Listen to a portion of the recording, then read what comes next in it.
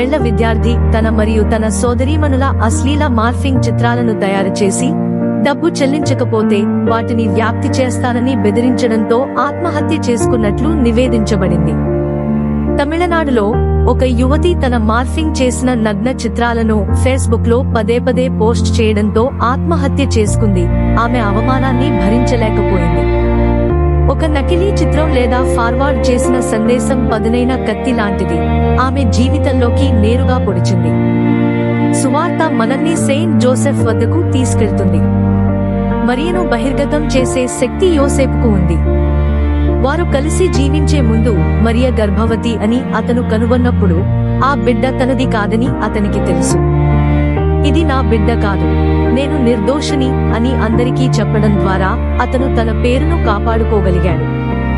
కానీ సువార్త ఇలా చెబుతోంది, అతను నీతిమంతుడు మరియు ఆమెను సిగ్గుపరచడానికి అతను ఇష్టపడలేదు. కాబట్టి అతను ఆమెను నిశ్శబ్దంగా విడిచిపెట్టాలని నిర్ణయించుకున్నాడు. పూర్తి సత్యాన్ని తెలుసుకోకముందే యోసేపు ప్రతీకారం కంటే దయను, బహిర్గతం కంటే రక్షణను ఎంచుకున్నాడు.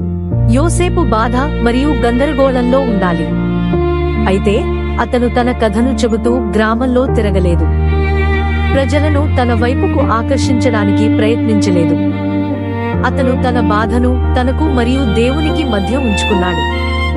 మరియను బహిరంగ గాసిప్లోకి లాగకుండా ఉండటానికి అతను నిశ్శబ్దంగా వెనక్కి తగ్గడానికి సిద్ధంగా ఉన్నాడు.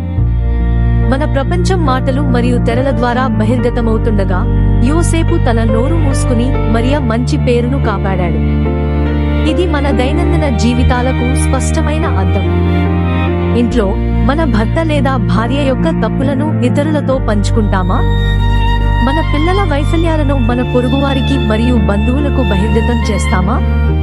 పారిష్లో లేదా పనిలో అయినా తమను తాము రక్షించుకోలేని వారి గురించి మనం కథలను మార్పిడి చేసుకుంటామా? సోషల్ మీడియాలో ఒకరి మంచి పేరును నాశనం చేసే స్క్రీన్ షాట్లు, వీడియోలు లేదా పుకార్లను మనం పంచుకుంటామా?